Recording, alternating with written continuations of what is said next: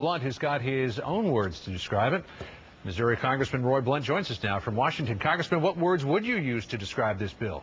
Well, I think this plan, this sort of act two of the melodrama now that's been going on for almost 100 days to just talk about things that aren't going to happen. This plan is even worse than the first plan. I think it's both dumb and dangerous. Anytime you give an insurgent extremist group a short-term deadline and say the message here is just create all the chaos you can and all the danger for both Iraqis and Americans in Iraq, and you only have to do it for 30 or 40 days, that's a stupid thing for us to do. It will not happen. The president won't sign the bill. I think Democrat leaders in the House understand that, and it's really time to get down, John, to a bill the president will sign that funds the troops, that doesn't include all kinds of needless extra pork barrel spending, and get this job done. Right, but there's no question, though, Congressman Blunt, that the patience in the Republican Party is beginning to wear just a little bit thin. We've been talking all morning about this meeting at the White House on Tuesday where a group of Republican congressmen led by the House Minority Leader, John Boehner, went over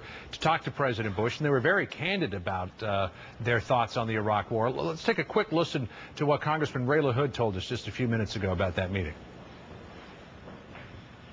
The American people are war fatigued. The American people want to know that there's a way out. The American people want to know that we're having success, either the government or our men and women who are doing the hard work. And it's not reflected on the television screens, and it's not reflected in the numbers, particularly as the surge begins. So what about that, Congressman Blunt? Is the patience of the Republican Party wearing out when it comes to this war? Well, I think the country's patience is wearing out on this. Some of our members reflect that. I think clearly there's no doubt that September becomes a very important date. It's the date that General Petraeus has himself established to report back.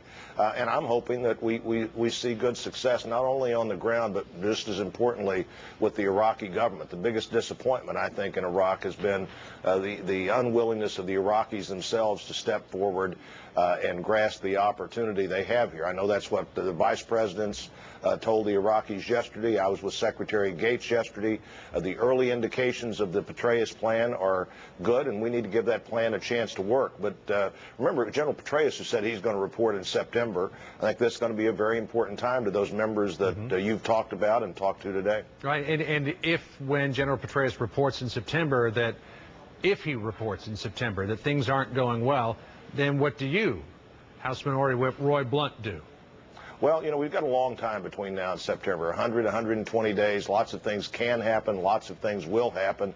I really think even the members that went to the White House this week told the president, we know that we need to get the job done right now that needs to be done. That's going to be my focus, to give the troops what they need, give the generals what they need, don't handcuff the commanders in the field, and then see what happens. It's to try to ensure failure is, I know, the wrong thing to do. Congressman LaHood also told us, he said, if there isn't a good progress report from General Petraeus, the way forward is going to be very, very difficult. Where do you come down on that? Well, I think everybody knows that, and that's why we've been talking about things we can do to get better cooperation and better reaction from the Iraqis themselves. Our troops are doing the job they need to do. Our generals are doing the job they need to do. We need to see the level of Iraqi cooperation necessary.